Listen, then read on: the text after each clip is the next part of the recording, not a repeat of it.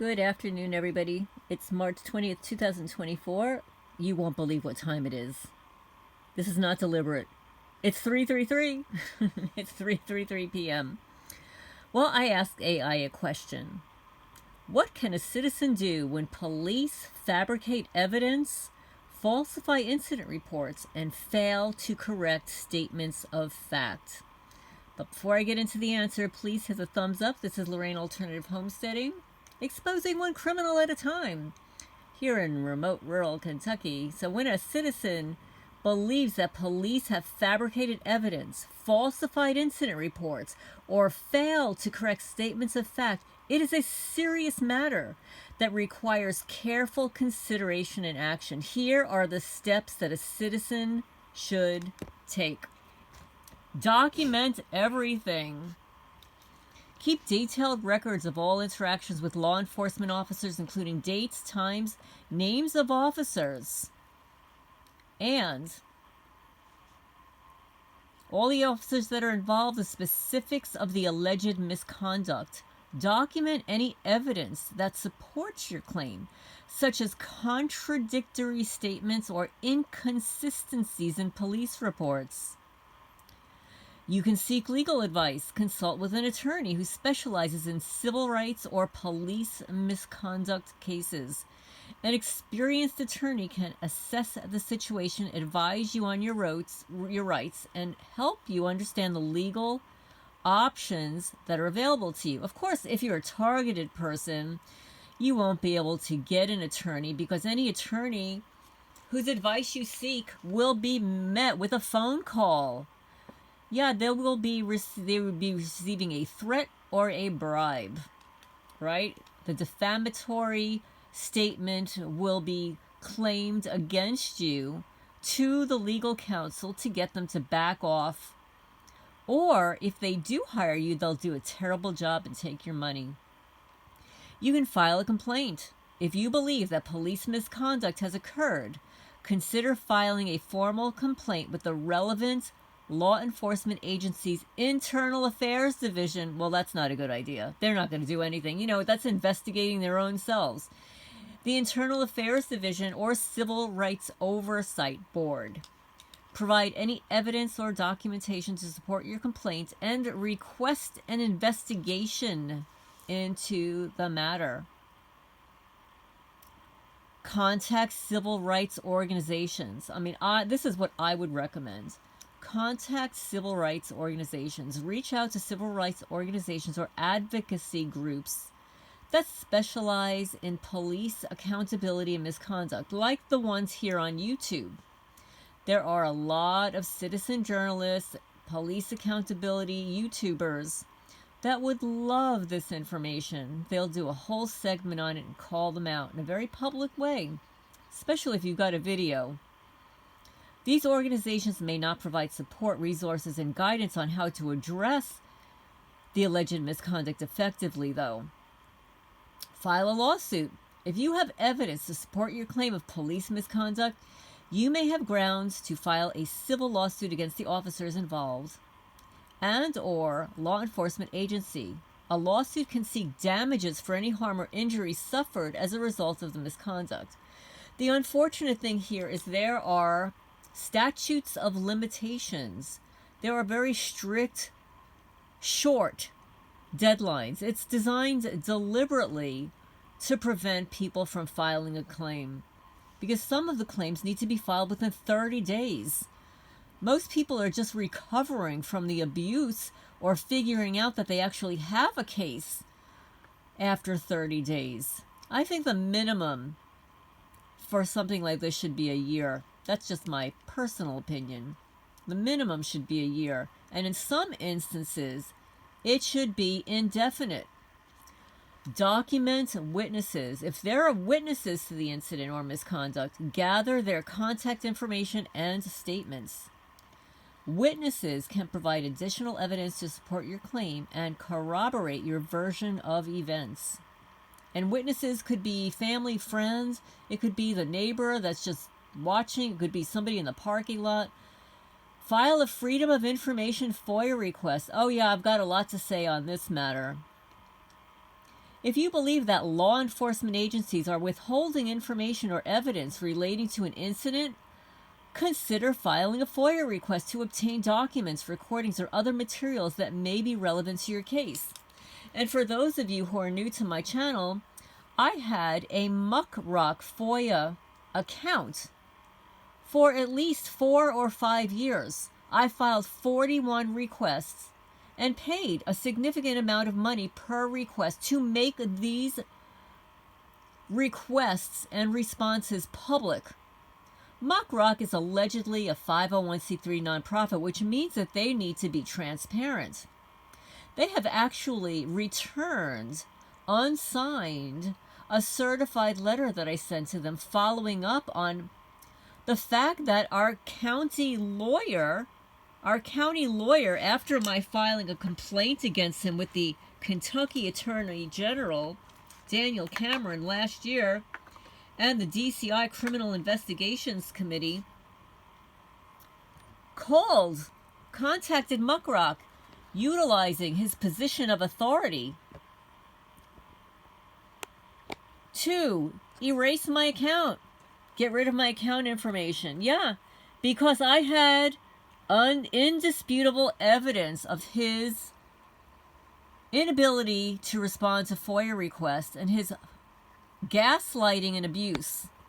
So he used his position of authority to contact MuckRock during the criminal investigation to get rid of the evidence. Isn't that amazing? Yeah, this is how corrupt and disgusting. These people will go through anything. They must be really scared. They must be really scared. So you can raise awareness, share your story with the media, community organizations, and elected officials to raise awareness about alleged police misconduct. Public pressure and scrutiny can sometimes lead to accountability and reforms within law enforcement agencies. Monitor the investigation process. Stay informed about any investigation or disciplinary proceedings initiated by the law enforcement agency in response to your complaint. Oh yeah, I've done that. Follow up regularly with the agency to ensure that your concerns are being taken seriously and that appropriate action is being taken. It is essential to approach allegations of police misconduct with diligence, persistence, and caution. Seek guidance from legal professionals and advocacy groups to ensure that your rights are protected and that appropriate action is taken to address this misconduct. So I will attest to the fact that on March 7th and March 20th of 2024, I called the Attorney General here in Kentucky. We have a new Attorney General. And I received the voicemail on the 7th, and I left a detailed voice message with the DCI Criminal Investigations Committee, to which I received no response either via email or voicemail. So I called again today. I actually got a live person who transferred me to the same phone number to follow up, and I left another detailed voice message. So far, I haven't received a response back, but I'm going to keep calling until I receive a response about the investigation. So since I provided so much information from them last year, they either performed the investigation or didn't perform the investigation. So either way, if they performed the investigation, I would like in writing the results of that investigation. And if for some reason they failed to perform the investigation based upon pages and pages of evidence, then I would like to know in writing why they failed to perform the investigation. I think that that's fair. You either perform the investigation based upon the pages and pages of evidence I provided, including all those FOIA requests that are now disappeared from the internet that I paid for. And MuckRock has not signed off on any certified letters. They have denied my certified letters. It tells you that they're corrupt to the core, and so much more. Particularly since some of their donations are from none other than the owners of Facebook. Yeah, what goes around comes around. But anyway, so yes, I would like to know if an investigation was performed or not performed. And if it was performed, then I would like to know the result of that investigation in writing. And if they did not perform the investigation, I would like to understand why they didn't perform the investigation, and they can place that information in writing. So it is essential to approach allegations of police misconduct with diligence, persistence, and caution. Seek guidance from legal professionals and advocacy groups to ensure that your rights are protected and that appropriate action is taken to address the misconduct. Now, for those of you who do not know, I basically filed the complaint against our local county lawyer. And the county lawyer appears to be controlling any dialogue between the sheriff's department and at least me. It could be other people in the community. I wouldn't know that. I don't have knowledge of that. I'm only filing these reports and complaints for what I have personally experienced, not for anything that anybody else has personally experienced. And it could be that others in the community have experienced the same blacklisting, literally, from the county lawyer. The county lawyer is the only person here that can allow an individual to obtain an order of protection, also called a restraining order. That county lawyer, even with a signed witness statement, who I believe was threatened and coerced, because when I requested that information via FOIA, it wasn't available. So I posted it for him, since I have a copy of it. Of course I have a copy of it. It was given to me. So, what happens? The criminal investigation goes underway. They start researching my evidence, which can easily be traced back. I've got videos that I posted on my community section of my neighbors not only trespassing my property, but tearing out a gate.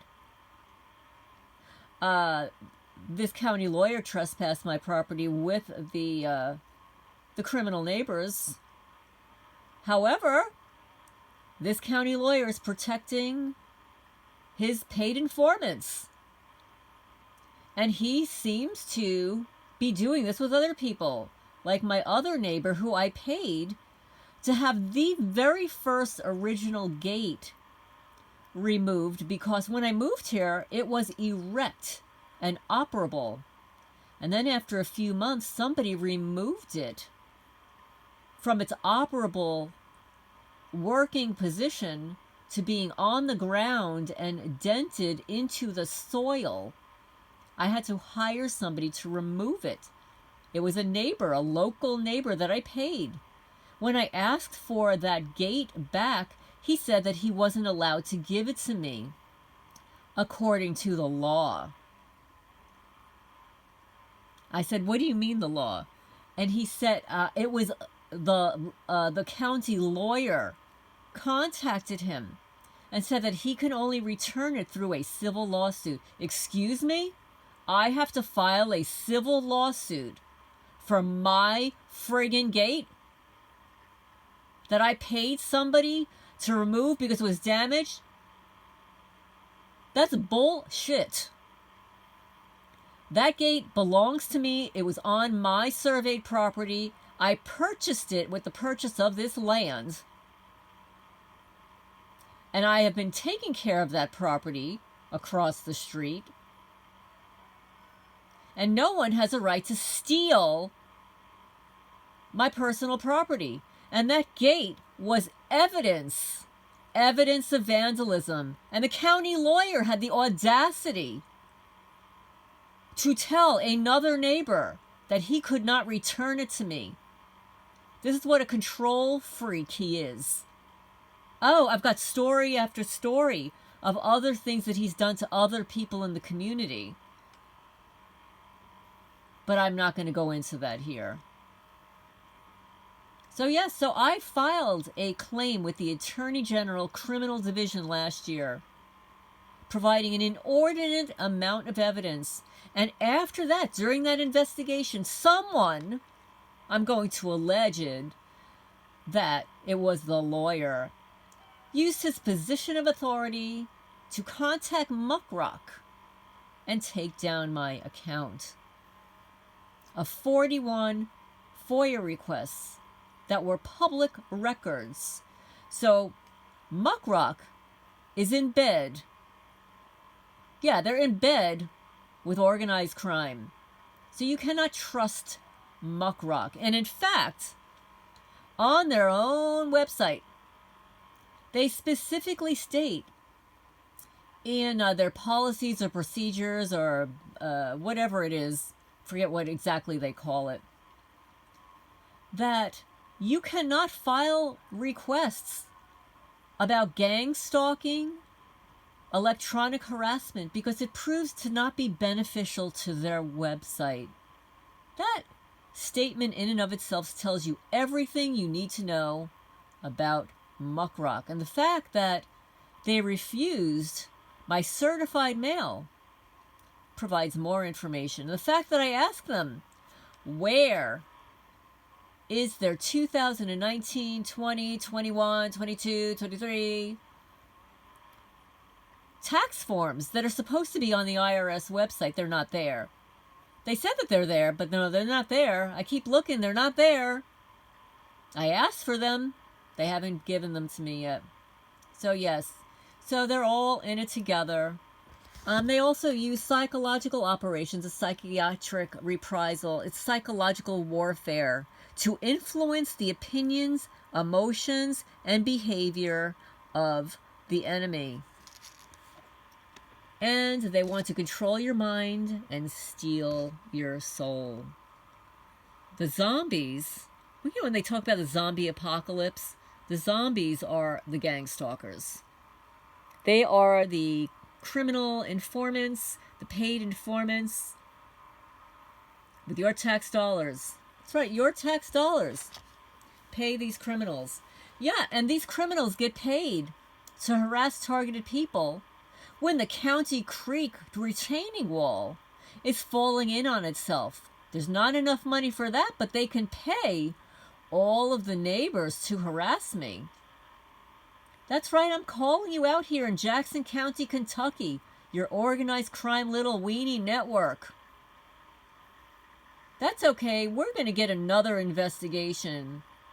Going to get another investigation going on about the environmental impact.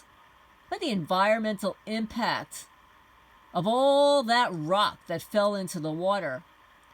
And how it could considerably flood my property. And I'm going to hold you responsible if that ever happens. Which is why I'm placing you all on notice. That's right, you're all on notice. Yes, Judge Gabbard received another email. Let's see if I can find it, and I will read it out loud here. Let me see if I can find it. We'll place it on record here.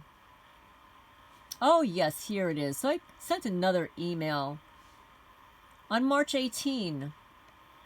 Dear Judge Gabbard, please review the video that I created today documenting the negligence of the County Creek retaining wall and County Road. I have dozens of photos, newer and older, as documentation of this ongoing systemic negligence. It is the responsibility of the county to care for the roads and County Creek. The retaining wall has fallen into the water to cause the waters to rise, and it creates a security risk to me and my property, is an eyesore, and harms the fish and wildlife. In addition, someone or groups of people have deliberately damaged the roads, creek, and my property, the county retaining wall, and the wall on my land by picking at the bank soil, cutting tree roots to deliberately cause them to die and stick out and to cause flooding.